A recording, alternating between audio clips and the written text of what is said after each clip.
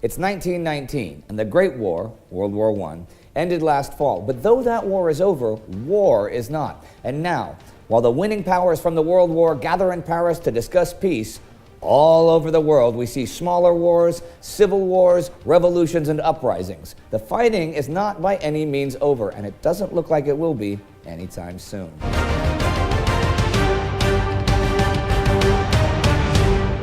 Welcome to Between Two Wars, a summary of the interwar years, from the uncertainty and hedonism of the 1920s to humanity's descent into the darkness of the Second World War. I'm Indy Neidell. In 1919, while part of the world was returning to civilian life and industry, much of the world was still at war, and, as it has often looked for the past 4 years, these wars seem endless. In what was only 2 years ago Imperial Russia, and in the parts of that empire that had now become brand new nations in their own right, the fighting was the worst. When the World War ends, the Bolsheviks are hell-bent on taking back the lands that have declared independence from Russia or were lost to Germany under the Brest-Litovsk Treaty, most of which are now independent nations. There are two reasons for this. On a practical, economical level, these regions are rich in resources and have more industry than the southern and eastern parts of Russia. But the Bolsheviks are not ideologically interested in nationalism. Their aim is to achieve the international proletariat. Their ideal vision is a world of peace and prosperity, where everyone receives according to their needs and gives according to their ability. In 1919, this vision seems a distant chimera, because all they do is fight, murder, and oppress. Inside Russia itself, the civil war continues to rage, but in spite of that, the Bolsheviks aggressively move into what is today Belarus, Ukraine, and the Baltic states, new countries that are at war with each other and themselves. Estonia is fighting Russia mostly unified, but Lithuania, Latvia, and Belarus are split into factions that either want to stay independent or want to join the Communist International, that is to say, become part of Russia again. Polish forces are fighting with Ukraine for control of eastern Galicia, which contains Europe's biggest oil reserves. So Ukraine is facing three enemies at once, since they're also fighting with Romania in the south over territories in Bessarabia, recently annexed by Romania, but that now want to join Ukraine instead. Right? Okay, to make things even more complicated, parts of the Russian White Army have retreated south through Ukraine and are about to enter Crimea. Anyhow, Ukraine is so new that it's not yet a unified country, but is still just different political factions controlling various parts that have yet to come together in one governing system. But let's look north first for a moment.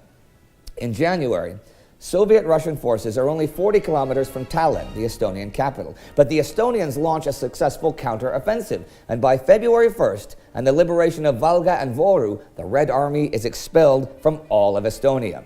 Further south, on January 5th, the Red Army enters Minsk almost without opposition, which puts an end to the Belarusian People's Republic after its 10 months of existence. The Red Army presses on into Lithuania and Latvia.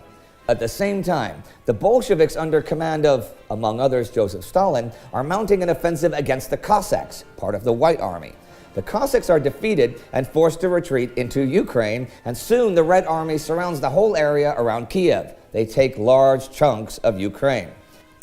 In Bessarabia, part of Romania, on January 23rd, the Khotin uprising begins. Now, there is a Ukrainian People's Republic and a West Ukrainian People's Republic across the border in Ukraine that they hope will help them fight. But the first is at war with the Bolsheviks and the second with Poland, and neither can spare troops to help the uprising against Romania. Romania doesn't really consider the Khotin region of major importance, but when Romanian war hero General Stan Poetas is killed in a Khotin suburb, the Romanian army come in force, and the rebels cannot possibly fight it off. Thousands of the rebels and as many as 50,000 refugees flee across the Dniester into Ukrainian territory during the 2 weeks of the uprising. They at least managed to avoid the reign of terror the Romanian army conducts, killing as many as 15,000 people and burning dozens of villages to the ground. Further north, on February 27th, the Lithuanian Belarusian Soviet Socialist Republic is proclaimed. But Polish and Belarusian self-defense units are springing up all over western Belarus and Lithuania. These are mostly poorly equipped locals, so Poland sends troops east to support them. Poland is concerned about having the Bolsheviks on their doorstep, near the valuable oil fields in eastern Galicia, and about protecting the ethnic Poles in the region. On February 14, 1919, the Polish-Soviet War begins with the Battle of Bereza-Kartushka. Okay, some historians call this the beginning. Some say it didn't officially begin until 1920. In any case, the Red Army's offensive grinds to a halt. In early March, Polish units begin an offensive of their own, crossing the Memel River, taking Pinsk, and reaching the outskirts of Lida. There, the offensive is halted for the time being. The Bolsheviks are, as you can imagine, getting stretched thin. And while they fight in the west, they're also facing a major offensive by the Whites in Siberia under the command of Alexander Kolchak. It looks promising at first as he captures Ufa in mid-March, but his advance is soon halted. Back in western Ukraine, Lviv, the capital of eastern Galicia, has been under Polish control since November last year. But now Ukrainian forces have mostly surrounded the city. Just before they move in to take Lviv itself, the Entente nations of Western Europe demand that the Ukrainians cease hostilities. The Ukrainians suspend the offensive. When it begins again in March, the Poles have organized a large enough relief force to secure Lviv. Back in Lithuania and Belarus, Polish forces start a new offensive against the Red Army. They take Vilnius in April, and in August, they take Minsk. General Anton Denikin's Southern White Army forces are now attacking all along the front line from the Volga to the Dnieper. By June, they have chased the Reds out of the Crimea and captured Odessa. After taking Kharkov near the Russian border, they forced the Bolsheviks back into Russia, taking Belgorod in mid-June. Further east, they take Tsaritsyn. The advance looks promising, and Denikin hopes to connect with Kolchak in the east. On June 20th, he issues the Moscow Directive, ordering the armed forces of South Russia to prepare for a decisive drive on Moscow. The Red Army is forced out of Kiev on August 20th. By late September, Denikin's forces have taken tons and tons of territory. However, they are dangerously overextended. In Siberia, Kolchak starts an offensive hoping to move closer to Denikin, but the Red Army has reinforced and is now larger than the White Army. Kolchak's offensive is in vain, and his men are forced into a general retreat in the region. In the west, by the end of the summer, Denikin has lost both depth and stability of his forces. Without any hope of joining Kolchak, they start retreating towards Odessa. Kolchak is now on a forced retreat that will lead to the Great Siberian Ice March, when his forces try to flee on foot through the Siberian winter across Lake Baikal. Many of them freeze to death, and behind them, the Red Army continues to gain ground. In the west, Denikin continues to retreat as well, and in December, the Reds retake Kiev. Further north, yet another White Army advance fails when General Nikolai Yudenich tries to take Petrograd. Although the offensive is well prepared after months of regrouping in Estonia, Yudenich faces a determined population of men, women, and children who have all been armed by Leon Trotsky in charge of Petrograd's defense. Yudenich is beaten back and his forces disband since they can't retreat to Estonia, now in peace negotiations with the Bolsheviks. As the year ends, it does not look good for the White Army. Civilian refugees flee Russia in droves all year and will continue to do so in the new year. They flee in every direction, to the Baltic states, to Anatolia, to the east, to China and the United States. Everywhere. They endure hunger, they endure disease, and many will die on their journey. As many as 12 million people will, or have already, died during the Russian Civil War, most of them civilians. If you look at that as casualties per year, it's one of the most deadly conflicts in human history.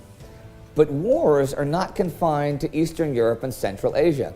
The United Kingdom is at war with Ireland, the Afghans and the Ikhwan Bedouins in Syria. France is at war with Hmong rebels in the War of the Insane in Indochina.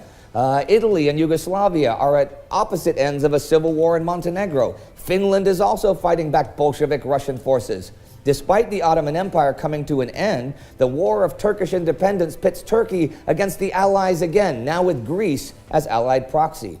All these wars, all this suffering, for what? Ostensibly, it's an effect of a world that is in transition from feudality to nation states governed by the people.